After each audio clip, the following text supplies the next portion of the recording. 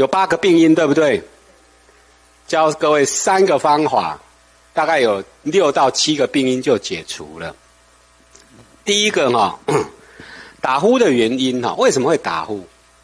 各位知不知道，咱老了哦，肌肉会松弛，脖子也会松弛。你看会女孩子怎么会去美容？她会去拉这里的皮，很少人把这里的皮拉好，所以脖子都会松弛，对不对？你有看过人家站着打呼吗？没有。为什么？因为我们的气管是直的，你跟它比追水管那样拉直，所以这样一定是通的。可是这一支水管嫩啊，松脱，看看是没病而已。所以你躺下的时候哦，这个肌肉就压缩了，地心引力，懂吗？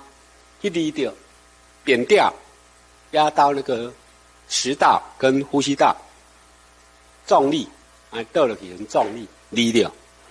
所以就是这里的肌肉松弛啊，这是其中一个很重要的原因。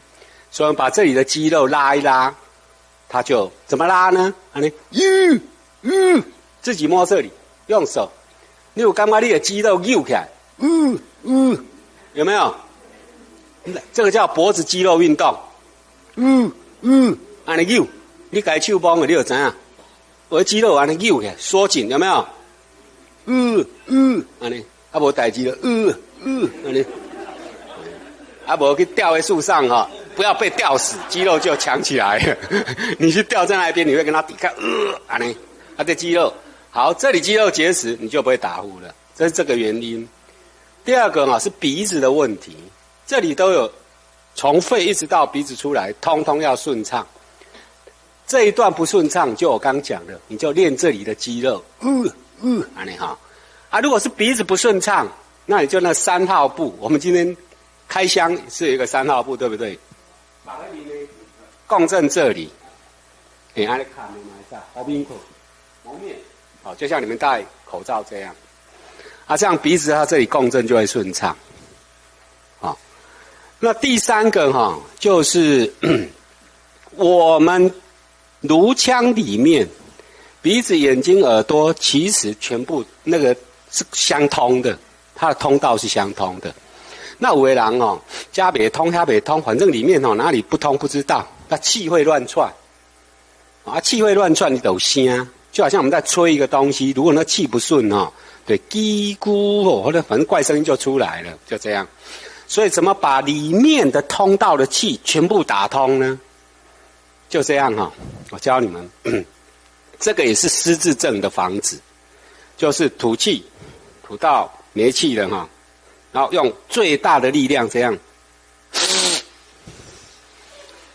都错了，不是这样你这样，这样没有用，这样没有用，你再看一遍要很用力，一下就吸到鼻腔，我们的上鼻腔在这里，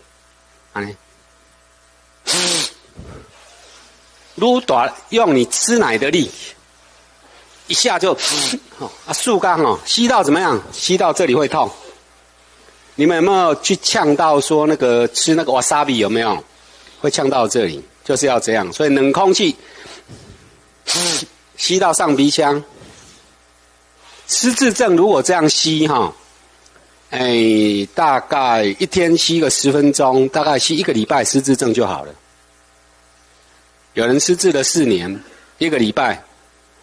我就跟他讲，老菩萨，反正你闲着也是闲着，坐在那边。我跟你讲，你这样，他很听话吸了1个礼拜。